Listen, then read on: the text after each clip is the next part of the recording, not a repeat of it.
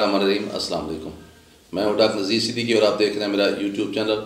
नाज़रीन करम, अगर ये मैं कहूँ कि पाकिस्तान का काश्तकार इस वक्त सबसे ज़्यादा मज़लूम तबका है तो ये बात गलत नहीं होगी।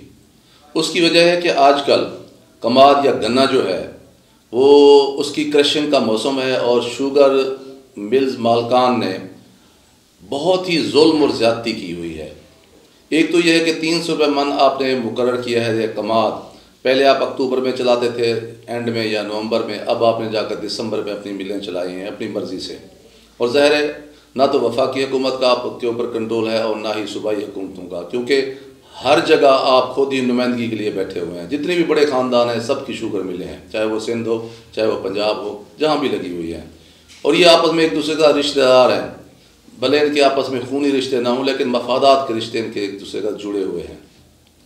फिर ये कुछ वैरायटियाँ जो हैं वो कहते हैं ये अप्रूव्ड हैं, मंजूर शुदा हैं, और कुछ ऐसी वैरायटियाँ हैं जैसे झांग 59 है, ये कहते हैं ये मंजूर शुदा नहीं है।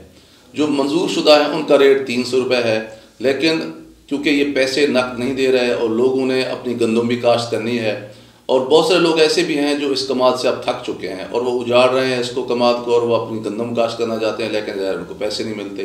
तो फिर 300 रुपये वो मिल पर देने की बजाय वो ब्रोकरों को दे रहे हैं 280 रुपये, 275 रुपये। एक तो ये कहानी है। दूसरी यह है कि भी ये झांग 59 जो है वो खुद इन्होंने 5-6 साल पहले जो है ना शुगर मिल्स वालों ने लगवाए थे इस वैरायटी को, अब वो ख़रीद नहीं रहे। पिछले साल भी इन्होंने यही किया था, जाकर जनवरी फरवरी में ख़रीदा था। एक तो उसका वज़न कम हो गया, दूसरा ये कि उसके रेट जो हैं अगर दूसरे जो मंजूर शुदा वैरायटियाँ हैं उनका अगर 2800 रुपये या 280 रुपये था तो ये फिर 200 रुपये जाकर ख़रीदा था। अब भी उनकी यही पॉलिसी है कि 300 रुपये, क्योंकि मंजूर शुदा वैरायटियों की कीमत उन्होंने मुकर्रर की है, और ये जाकर जनवरी फरवरी में एक तो गर्मी पड़ जाएगी, वज़न कम हो जाएगा, किसान बेचारा मजबूर होगा, फिर ये उन्होंने 150-200 रुपये जाकर ख़रीदनी है। और इस वक्त सूरत हाल ये है कि पहले 2-3 दिन इन लोगों ने ख़रीदा है, मिल्स वालों ने झांग 59, अब जो है उस पर पाबंदी लगा दी है, लेकिन ब्रोकरों के ज़रिए ख़रीद रहे हैं। पहले 250 रुपये ख़रीदा है, फिर 200 रुपये, फिर 180, अब कल का रेट उन्होंने 140 रुपये मुकर्रर कर रखा है। और ये ब्रोकर कौन है? ब्रोकर दरअसल ये नुमाइंदे हैं मिल मालकान के अंदर, जो अहलकार काम करते हैं, जो अफसरान काम करते हैं, उनके ये नुमाइंदे हैं ब्रोकर। यानी ब्रोकर और मिल्स मालकान के जो अफसरान या अहलकार हैं ये एक ही माफिया है। एक तरफ जो है वो मिल के मालकान जो है वो लूट रहे हैं, वो 300 के बजाय अब जो है ना वो 150 रुपये या 200 रुपये ख़रीद रहे हैं झंग। और दूसरी तरफ जो उनके अहलकार हैं वो और ब्रोकर के नाम पर उन्होंने अपने जो नुमाइंदे छोड़ के रखे हुए हैं, ये मिल कर भी पैसा कमा रहे हैं ये ब्रोकर। और ये दरअसल मिल मालकान के जो अंदर अहलकार हैं ये कौन है? क्योंकि जितनी भी मिल मालकान हैं ये पॉलिटिशियन भी हैं, ये इनके जो है ना अपने टीवी चैनल्स भी हैं। तो इन्होंने अपनी मिलों के अंदर उन लोगों को भर्ती किया हुआ है जो इनकी यूनियन काउंसिलों के चेयरमैन हैं या इनके MPA के जो कैंडिडेट होते हैं उनके रिश्तेदारों को जो है ना वो मुकर्रर कर रखा है। हर MPA की जो कॉन्स्टिट्यूंसी है उसमें 12 से लेकर 15 तक यूनियन काउंसिलें होती हैं, और MNA की जो कॉन्स्टिट्यूंसी है उसमें 35 से 40-45 तक यूनियन काउंसिलें होती हैं। तो इनकी कोशिश ये होती है कि हर यूनियन काउंसिल का जो चेयरमैन है उसके भाई भतीजे बेटे को जो है ना वो अपनी मिल में भर्ती कर लेते हैं एज अफसर। और इसी तरह जो MPA के इनके नुमाइंदे होते हैं वो भी कुछ इनको दे देते हैं लिस्ट, उनको भी ये भर्ती कर लेते हैं। ये जो भर्ती शुदा लोग हैं ये फिर अपने आगे नुमाइंदे बनाते हैं, ये बन जाते हैं ब्रोकर। ये फिर दोनों हाथों से लूट रहे हैं, मिल मालकान अलहदा लूट रहे हैं और ये जो अहलकार और ब्रोकर ये अलहदा लूट रहे हैं। आप देखें कि इस साल सैलाब आया है, बारिश हुई है, उसकी वजह से सिंध में, जनूबी पंजाब में पहले ही गन्ने की फसल तबाह बर्बाद हो चुकी है। पैदावार की पोजीशन यह है कि 12 से लेकर 1500 मन तक फी एकड़ पैदावार हुआ करती थी। इस साल जो है 400 से लेकर 500 मुश्किल से जो है ना मन फी एकड़ पैदावार है। यानी तेल पिछले साल 120 रुपये था, अब 250 रुपये जो है ना वो डीजल है, उससे ये पानी देते हैं। कमाद को पता है आपको हर चौथे दिन 5 दिन पानी लगता है। इसी तरह यूरिया जो 26 रुपये फ़रोख्त हो रही है, DAP 12,000 रुपये फ़रोख्त हो रही है। डीजल का मैंने आपको बता दिया है। मशीनरी जो किराए पे लेते हैं जो डीजल से चलने वाले, उसके रेट जो आसमान से बातें कर रहे हैं। तो इसके बावजूद भी जो है गन्ना जो है पिछले साल 280 और इस साल आपने किया 300, और वसूल हो रहे हैं लोगों को 275 जो मंजूर शुदा वैरायटी है, और जो मंजूर शुदा नहीं है उसके 140 रुपये। अब मुझे बताएं कि भी इस बेचारा काश्तकार जाए तो किधर जाए, क्योंकि मिल मालकान जो हैं वो असम्बलियों में बैठे हुए हैं। वो आप देख लें, भले जरदारी साहब हों, भले जो है ये मियाँ बिरादरान हों, शरीफ फैमिली हो, भले ये गुजरात के चौधरी साहबान हों, भले हमारे जनूबी पंजाब के जितनी भी बड़े बड़े ख़ानदान हैं, वो मखदूम साहबान है, वो गिलानी साहबान है, वो कुरैशी साहबान है, वो मज़ारी साहबान है, वो लगारी साहबान है, वो दीशक साहबान है, सबकी अपनी अपनी मिलें हैं। तो कोई ना तो मकामी तौर पर कोई बंदा बोल सकता है और ना ही कोई उसके हवाले से कानून साजी हो सकती है और ना ही इनको कोई पूछता है। पूरी दोनों हाथों से सभी लोग जिन जिन के भी हाथ में कुछ आ रहा है वो मुल्क को लूट रहे हैं। इस वक्त मुल्क की सूरत हाल है कि वो डिफॉल्ट के करीब पहुँच रहा है। 85% लोग हमारी जो है ना काश्तकारी के साथ मुंसलिक हैं, देहातों में रहते हैं, लेकिन उनकी हालत इस वक्त जो कस्मों पुरसी की आप सोच भी नहीं सकते कि अगर 1000 ट्राली खड़ी हुई है मिल के लाइन में तो उसमें से 150 ट्राली उन अलग करके खड़ी कर दे कि ये तो है जंग वाला 59 है, हमने तो ख़रीदना नहीं है। वो बेचारे जाएँ तो किधर जाएँ, फिर उनको बाहर निकाल देते हैं। इसी दौरान उनके ब्रोकर पहुंच जाते हैं, एहलकार खुद उनके बेचते हैं मिल वाले, उनसे रेट जो है ना मुका कर 140 100 जो है वो 50 रुपये फी ट्राली खरीद रहे हैं। ये बड़ा जुल्म है, ज़्यादती है, लेकिन कोई पुरसान हाल नहीं है।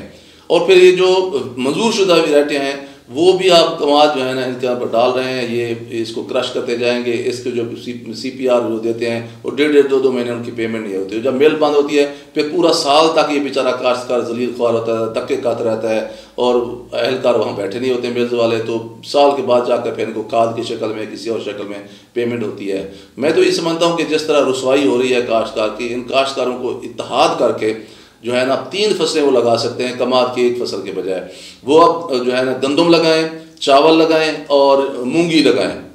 ये तीनों फसलें जो है ना, अब चावल की इस वक्त जो है मूंजी जिसे कहते हैं इस वक्त 6000 रुपये मन तक बिक रही है, गंदम 4000 रुपये तक बिक रही है। इससे मूंगी जो है मूंग की दाल जिससे बनाते हैं वो भी बहुत कीमती बिकती है। अगर 3 फसलें लगाएं तो 2 से 3 लाख रुपए फी एकड़ वो कमा सकते हैं अगर काश्तकार चाहें तो। लेकिन क्योंकि हम लकीर के फकीर बने हुए हैं, हमने कमाद ही काश्त करना है और जलील ख्वार भी होना है, रुसवा भी होना है, और जो है ना 2-2 3-3 दिन लोगों की ट्रैक्टर ट्रालियाँ मिलों के बाहर खड़ी रहती हैं, हादसात होते हैं। तो ये सारी परेशानी वो भुगत रहे हैं। एक तो आफत ने, बरसात ने, बारिश ने हमारी फसलों को ख़राब किया, और फिर ऊपर से महंगाई बहुत ज़्यादा है। जो एग्रीकल्चर इनपुट्स हैं, ज़रूरी मदाखिल हैं, उसमें खाद है, बीज है, उसमें स्प्रे है, उसमें तेल है, उसमें पानी है, वो बहुत महंगे हो गए हैं। और रेट आपने बढ़ाया 280 से लेकर 300, यानी सिर्फ 220 रुपये जो है ना फी मन। तो कोई पुरसान हाल नहीं है ऐसा। मैं समझता हूँ ये बहुत जुल्म है, ज़्यादती है। हुकूमत वक्त को चाहिए, चाहे वो पंजाब हुकूमत हो चाहे वफाकी हुकूमत हो, वो कोई भी अपना फ़र्ज़ नहीं अदा कर रहा। सब आपस में एक दूसरे का लड़ झगड़ रहे हैं। ये इल्ज़ाम तो इदारों को देते हैं, लेकिन मैं समझता हूँ ये सियासतदान ही जो हैं ये सब जो है ना अपनी मुल्क की जो इस वक्त ज़िवाल है उसमें इन सियासतदानों का बड़ा हाथ है जो मखलूक खुदा पर रहम नहीं करते। तो मैं जो है ना मैं इस वीडियो के ज़रिए इल्तमास करता हूँ वफाकी हुकूमत से भी और सूबाई हुकूमत से भी कि खुदारा इन काश्तकारों के हाल पर रहम खाएँ। और ये एक तो झांग 59 को ख़रीदा जाए, और फरवरी जनवरी में जाकर जो है अगर ख़रीदेंगे तो उसकी तो कोई वज़न ही नहीं होगा, और फिर जो आपकी जो लेबर होती है वो भी काटना बंद कर देती है। तो फिर दूसरा ये कि अगर आप उनको नहीं खरीदेंगे तो फिर गंदम किस तरह काश्त करेंगे। और मिल मालकान को भी सोचना चाहिए कि अगर काश्तकार ने ये गन्ना लगाना छोड़ दिया तो इनकी मिलें जो है इनका हशर हुई होगा, जिस तरह के काटन और जीनिंग फैक्ट्रियों का हुआ है कि अब काटन और जीनिंग फैक्ट्री जो है ना वो सुनसान जो है ना जगहें बन गई जिनसे लोग अब डरते हैं कि यहाँ जैन भूतों का बसेरा है। कहीं ऐसा ना हो कि किसान मुत्तहद हो जाएं और ये मिलजुल कर ये फैसला कर लें कि हमने जो है ना वो गंदम काश्त करनी है, हमने चावल काश्त करना है और हमने मूंगी काश्त करनी है, 3 फसलें एक साल में उगानी है और हमने कमाद काश्त नहीं करना। तो यकीन जाने इन शुगर मिलों का हशर भी वैसे होगा जैसे काटन और जीनिंग फैक्ट्रियों का हुआ है। इसलिए प्लीज़ आपको अल्लाह तबारक व तआला ने बहुत कुछ दिया है, पाकिस्तान ने बहुत कुछ दिया है, नाम दिया है, इम्तियाज़ दिया है और पैसे दिए हैं, आपको अमीर तरीन बना दिया। इन गरीबों के हाल पर भी आप रहम खाएँ। ऐसा ना हो कि अल्लाह तबारक व तआला इन गरीबों का जो आह है, जो भूख है, वो उसको अल्लाह तबारक व तआला आपकी बर्बादी की, आपकी जो परेशानी की शक्ल में या आपकी किसी और ऐसी नागहानी मुसीबत में बदल दें कि फिर आपको जो है ना आप हाथ मलते रह जाएं। इसलिए इन बेचारे काश्तकारों पर रहम खाएं। 59 जो झंग है वो भी खरीदें और बाकी जो आप गन्ना उनसे खरीद रहे हैं उसके ऊपर कटौती लगाएं। आपने 10 से 15% कटौती भी लगाई हुई है, लेकिन कोई पुरसान हाल नहीं, क्योंकि हमारी कोई हुकूमत तो है नहीं। ये तो पाकिस्तान ऐसे चल रहा है खुदा के सहारे पे। बहरहाल ये बहुत अफसोसनाक बात है।